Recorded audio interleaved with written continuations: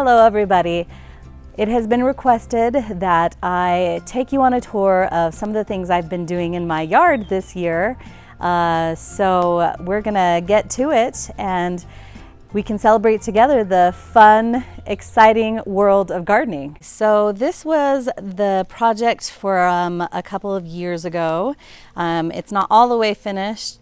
Well, I guess it is all the way finished. There are some things I need to do to it. This is our fountain. This is our playable fountain that we wanted somewhere our kids could play in and have fun and not worry about messing something up.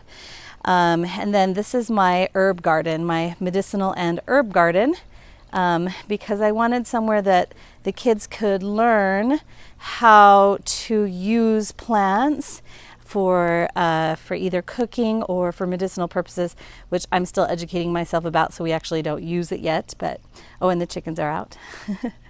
And the chickens love to peck around and mess up all of my work. They love digging into that mulch and seeing what's there. So I actually have stepping stones here, which you can't see because the chickens have covered it with the mulch.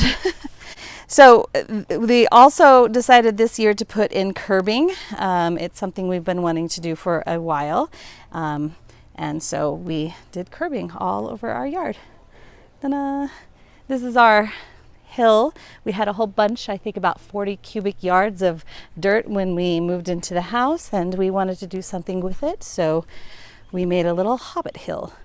And it's been pretty fun. This is our next project that we're going to be working on, is this kids area. We've got a stone table and chairs, and eventually this will become a sandbox slash fantasy garden slash tree house and a teen patio over there. I guess also 2 years ago we finished our shed, and last year we finished the chicken coop because we wanted to have chickens, and that's what we worked on last year. My dad and I put together the designs for this chicken coop. That brings us to my garden, which is what we decided to do this year during COVID-19.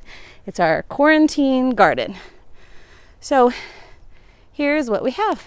We finally just finished laying the mulch yesterday. And yeah, this is my overkill tomato trellis. I wanted something architectural to put right about there. And I found this design that I really liked, and I thought I would try it, and it would be a good place to try it. And I actually really like it. And then we decided to do arches because we're doing garden boxes instead of the ground garden, which is what I'm used to doing. So I decided to get excited about vertical gardening, and I saw this video where they have these arches go over the cattle panel. Arches made of cattle panel. I can say things. And I'm gonna grow cantaloupe and pumpkin and cucumbers and beans on it. So just to give you a little tour here, this is our perennial garden of berries, our berry patch. This is our raspberries. I have my ever-bearing raspberries in front. Some of them will have to come up later. 2 different varieties. This is Autumn Bliss and this is Fall Gold.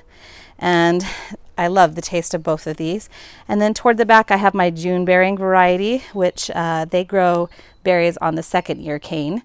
And these grow on the 1st year cane, so I just mow these to the ground or clip them to the ground when they finish bearing fruit at the end of the season. And yes, I separated the boxes on purpose because the raspberries and blackberries especially, they kind of grow like weeds. They grow by rhizomes, and same with the strawberries, I guess, too. And I wanted to keep them separate and neat, so I did 3 different boxes on purpose. So this box is my so they are watered every 10 days to 2 weeks. And I have tomatoes, which I decided to try to grow on the string that's attached to a trellis. And that way I guess I can put them a lot closer. I think I'm going to actually lay a black plastic mulch on these. They supposedly do really well with that. They love having moist feet and warm bodies. Things like zucchini and yes, I'm trying to grow corn in there. We'll see how it goes. They're just right over here.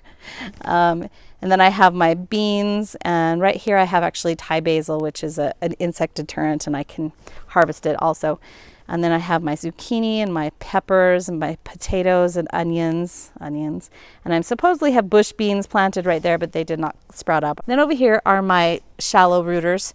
These are my spring crop, which I planted very late and will become my fall garden a little bit later. But I had the plants, so I figured I might as well plant them and see how they do. And they're actually doing very, very well. And then I have a whole bunch of cabbage because I wanted to try out cabbage this year and I thought the chickens would love it. And so we're trying a bunch of cabbages. I think I have some cauliflower in there too. I think this is cauliflower. This is red cabbage, and this is, yeah, again, Temple has been here. And then I have some celery, and there's my beans and my little makeshift bean post thing. So then we come to the hardest part of the garden, and that was trying to put those posts in for my grapes. And the only reason it was hard is because I had terribly, terribly, terribly rocky soil right there. And yeah, so that took about 2 weeks to get those 2 posts in. It was pathetic, but it's in. And so now we have this beautiful, manicured, nice looking, and hopefully good growing garden space. One of the reasons we did the raised bed is we still had a whole bunch of leftover filtered soil, which we filtered ourselves. And I know that these deep rooters can go as deep as about 10 feet. And so I just made sure that the soil was really good all the way up, and we tilled in so that there wasn't just a layer, a hard layer and then soft layer, because the roots won't actually penetrate the hard layer. It will take the path of least resistance and just circle around and not go through. So I made sure it was tilled in.